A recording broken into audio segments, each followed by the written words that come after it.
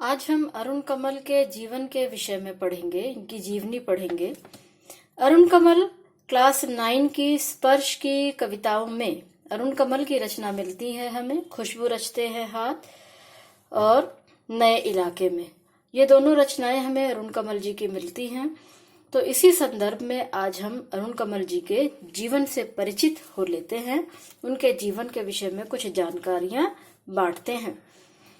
अरुण कमल का जन्म बिहार के रोहतास जिले के नासरीगंज में 15 फरवरी 1954 को हुआ। ये इन दिनों पटना विश्वविद्यालय में प्राध्यापक हैं। विश्वविद्यालय का मतलब होता है यूनिवर्सिटी, प्राध्यापक मतलब हेडमास्टर हैं। इन्हें अपनी कविताओं के लिए साहित्य अकादमी पुरस्कार सहित कई अन्य पुरस्कारों से भी सम्मानित किया गया। ये प्रोफेसर हैं पटना विश्वविद्यालय में। अपनी कविताओं के लिए इन्हें साहित्य अकादमी से बहुत सारे सम्मान प्राप्त हुए हैं। इन्होंने कविता लेखन के अलावा कई पुस्तकों और रचनाओं का भी अनुवाद किया है। बहुत सारी कविताएं लिखी है, पुस्तकें लिखी हैं, बहुत सारी रचनाओं का इन्होंने ट्रांसलेशन भी किया है, अनुवाद भी किया है। न केवल ये रचनाएं लिखते हैं बल्कि ट्रांसलेशन भी अच्छा हिंदी में कर लेते हैं। अरुण कमल की प्रमुख रचनाएं हैं, कृतियों का मतलब होता है रचनाएं, अपनी केवल धार, सबूत, नए इलाके में, पुतली में संसार। ये सारे जो हैं चारों जो हैं ये कविता के संग्रह हैं, कविताएं हैं इन पुस्तकों में इनकी। और कविता और समय आलोचनात्मक कृति हैं। इनके अलावा अरुण कमल ने मायको वयस्की की आत्मकथा और जंगल बुक का हिंदी में और हिंदी के युवा कवियों की कविताओं का अंग्रेजी में अनुवाद किया, जो वॉइसेस नाम से प्रकाशित हुआ। अरुण कमल की कविताओं में नए बिंब, बोलचाल की भाषा, खड़ी बोली के अनेक लय छंदों का समावेश है। इनकी कविताएं जितनी आप बीती हैं उतनी ही जग बीती हैं। इनकी रचनाएं हमें अपनी सी प्रतीत होती हैं।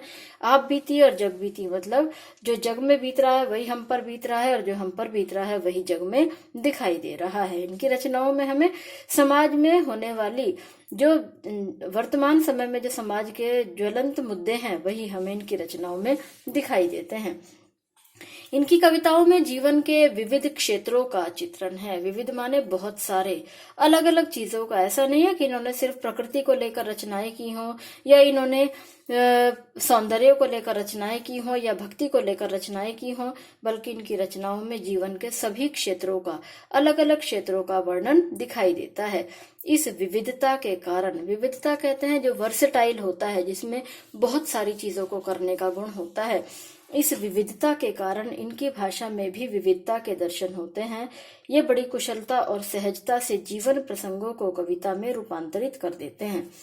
इनकी कविता में वर्तमान शोषण मूलक व्यवस्था के खिलाफ आक्रोश, नफरत और उसे उलटकर एक नई मानवीय व्यवस्था का निर्माण करने की आकुलता दिखाई देती है। सर्वत्र माने सब जगह, आकुलता माने व्याकुलता। तो इनकी रचनाओं में हमें दिखाई देता है कि जो समाज में शोषण फैला है, एक्सप्लॉयटेशन फैला है, इसको दूर करके एक नया समाज स्थापित किया जाए, एक नई व्यवस्था लाई जाए, ऐसी व्याकुलता इनके चरित्र में, इनकी रचनाओं में हमें दिखती है। इस पाठ की पहली कविता नए इलाके में जो हम अभी पढ़ेंगे, इसमें एक ऐसी नई दुनिया में प्रवेश का आमंत्रण है जो एक ही दिन में पुरानी पड़ जाती है। यह इस बात का बोध कराती है कि जीवन में कुछ भी स्थायी नहीं होता। पल पल बनती बिगड़ती दुनिया में स्मृतियों के भरोसे नहीं जिया जा सकता। ये बड़ी सुंदर रचना है। मैं अगले वीडियो में इसको पढ़ाऊंगी, इसीलिए इसको ज्यादा एक्सप्लेन नहीं कर रही हूँ क्योंकि वीडियो में बहुत अच्छी तरह समझ आएगी। नया इलाका बताया गया है, एक जगह को। इस पाठ की दूसरी कविता खुशबू रचते हैं हाथ, सामाजिक विषमता। विषमता माने जहाँ इक्वालिटी नहीं होती है, बराबरी नहीं होती है। तो ऐसे समाज में जो इस तरह का वातावरण है जहाँ सामाजिक असमानता है, ऐसी स्थितियों को ये बेनकाब करती है, उजागर करती है।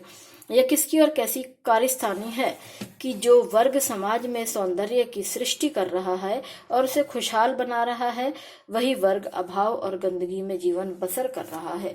इनकी इस कविता में खुशबू रचते हैं हाथ में ऐसे मजदूर वर्ग जो कि समाज को खुशहाल बना रहे हैं, समाज को अच्छी चीजें दे रहे हैं, उनके जीवन के विषय में कोई सोचता नहीं है, उनकी व्यथा इनकी इस कविता में हम पढ़ते हैं।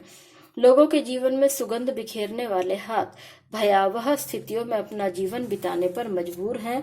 ये क्या विडंबना है, विडंबना माने ट्रेजेडी। क्या ट्रेजेडी है कि खुशबू रचने वाले ये हाथ दूर दराज के सबसे गंदे और बदबूदार इलाकों में जीवन बिता रहे हैं। स्वस्थ समाज का निर्माण में योगदान करने वाले ये लोग इतने उपेक्षित हैं आखिर कब? तो इनकी रचनाओं में ये हमें दिखाई देता है कि समाज के ऐसे लोगों के विषय में कोई क्यों नहीं सोचता है।